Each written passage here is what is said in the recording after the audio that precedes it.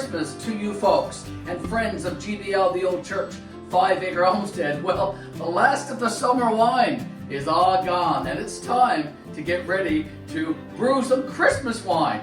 And that's what we're doing here today. And folks, I appreciate you coming along with me and joining me as we brew some Costco wine. That's what we're going to do today. That's what I have these buckets for. Now, I'm going to turn the camera around so you can exactly see what I have here, the ingredients and the equipment and supplies that you need to make Christmas wine.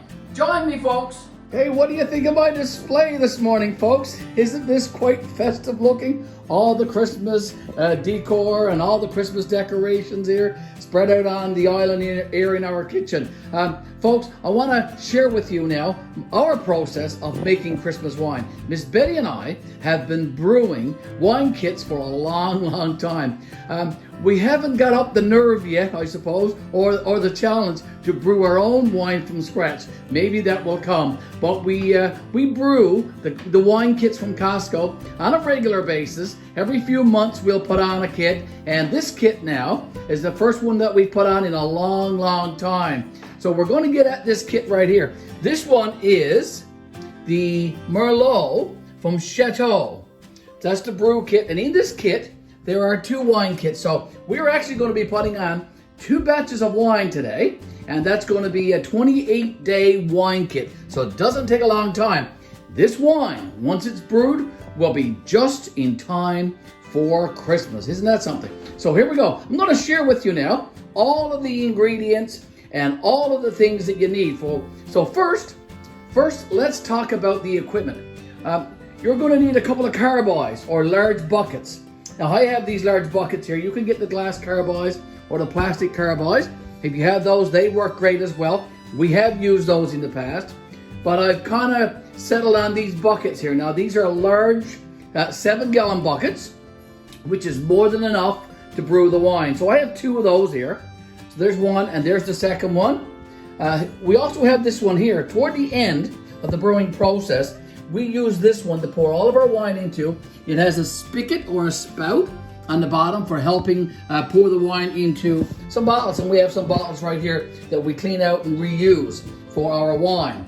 You're also going to need a bong with some fresh water. You need to fill your bongs up about half full, and I have that one already filled, and I have my second one here, and I have that one filled as well, about half full.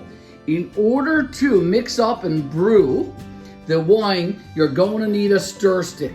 And if I just move this aside and show you the stick, okay, we have a big stir stick here. It's almost like a large spoon or stir stick. So you're going to need that one to stir up your wine. Now, we have a wine room downstairs actually, and we're going to be taking all of this downstairs very soon, and we're going to be brewing the wine in the wine room, and that's where it's going to be too for the next 28 days until it's brewed and ready for drinking.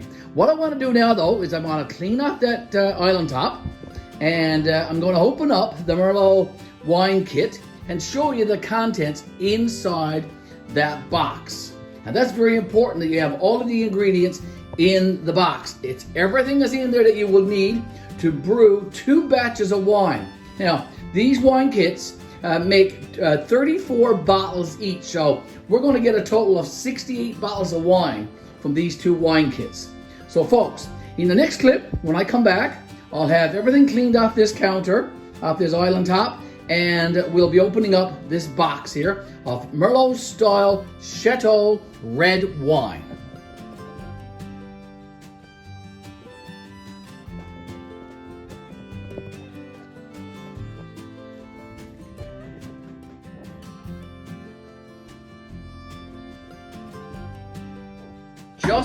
Just the box of Merlot wine is here. Now this wine kit, as I said, it contains 2 wine kits in this box. I'm going to open this box and I'm going to share with you the ingredients in this Chateau wine kit box. So let's get the cover off of this.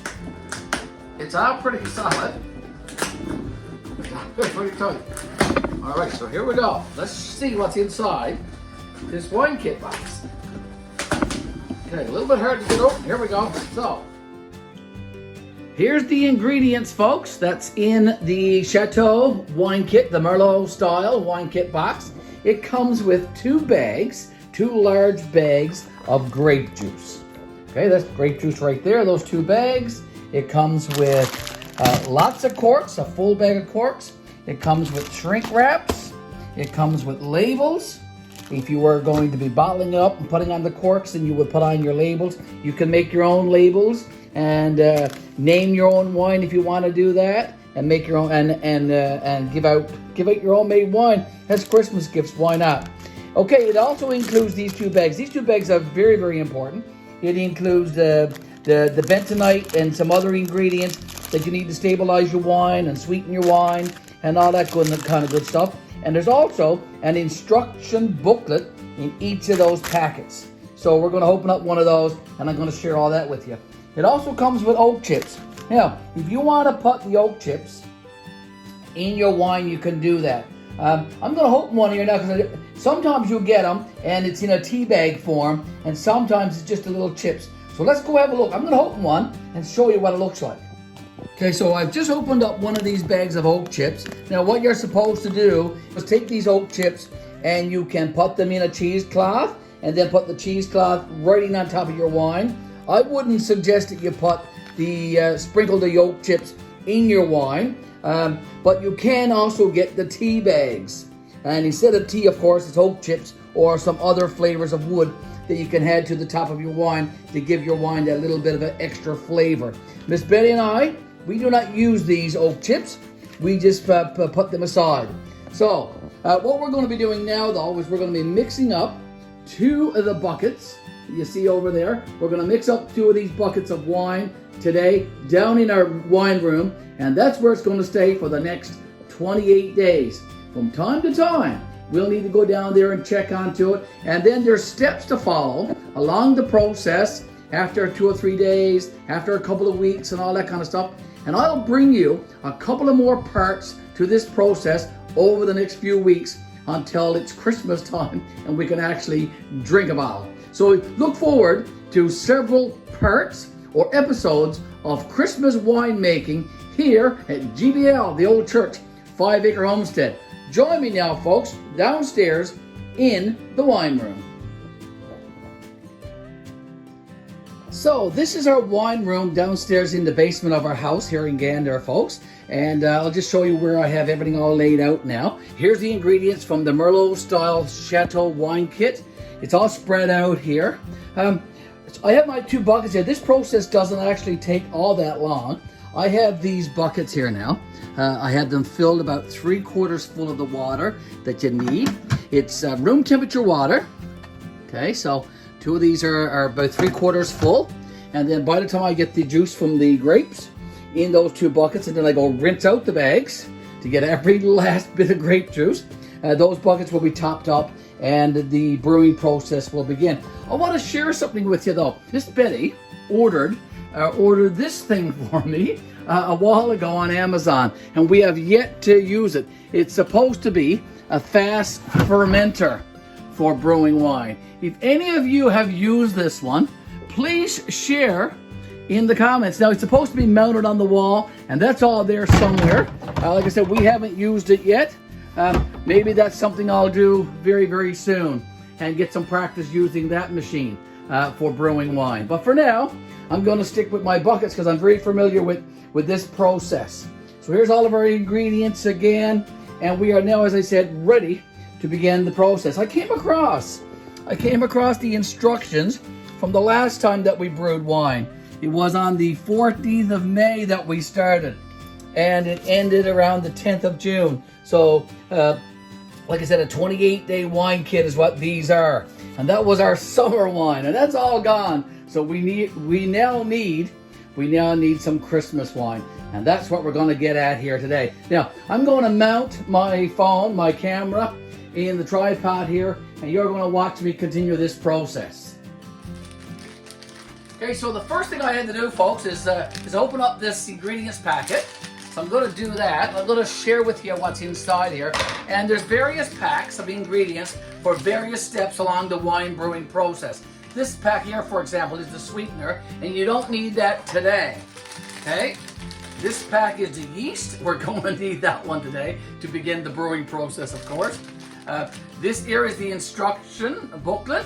We'll be using that. We'll be putting in our dates on this sheet for the various times that we have to come back and do the various steps along the brewing process. Okay, this one we're going to use now. This is the bentonite. I'm going to use that very, very soon to put in with the water. And there's some other ingredients here. Some of them is a little bit difficult to pronounce. Potassium metabisulfate. Okay, that's later on. Okay, here's chrysocell. That's used later on. And here's potassium sulfate. That's used later on as well. But the only two ingredients that we need today to get the brewing started is the bentonite and the yeast. And those we're going to use very, very soon. Okay, this one first. So what I need to do now is cut the top off of this, Mr. Garry. And I put my bentonite in my water first. Some people put the grape juice in and then put the bentonite. I put mine in now, and I stir it up really, really well because I want to make sure that the bentonite is dissolved in the water. Okay, so that's what I'm doing here now, folks. Hope you can see me. I need to give that a few stirs. Make sure it's all dissolved. I'll show you the process with one, and it will be the exact same process with the second one. So we won't need to do it twice. So you can watch me do one. Now, I think that's pretty good. The next step is to open up one of those bags of grape juice. Now, I do something probably a little bit different than most. These come with a cap, and you can see the yellow cap right there. I don't take the cap off, I just cut the corner off the bag. Okay, so that's what I'm going to do. I find that easier for pouring the grape juice into the bucket. I'm just going to try and lift it up and show you. I just cut the corner off the bag, just like that. Just a triangular cut off the corner. And now, I find it real easy to be able to pour the grape juice in the bucket. Here we go. Here you go. Very easy. Easy peasy when you cut the corner off, I think. Alright, now there's still a fair bit of grape juice left in this bag. I'm going to go get a couple of cups of water to add in this bag. I'm going to swish it around, and then I'm going to add it to the top of this bucket. Okay, so I just went and got, like I said, a couple of cups of water now. I'm just going to add it into I just added it into the bag here. I'm going to swish it around, and like I said, get every last bit of grape juice out of this bag. I want to get every last bit. Okay, now I'm going to add it, like I said, in on the top of this bucket. All right, so that's good. That's a nice mixture. Now, I'm going to stir that up as well. Make sure that the bentonite and the grape juice is mixed together and blended.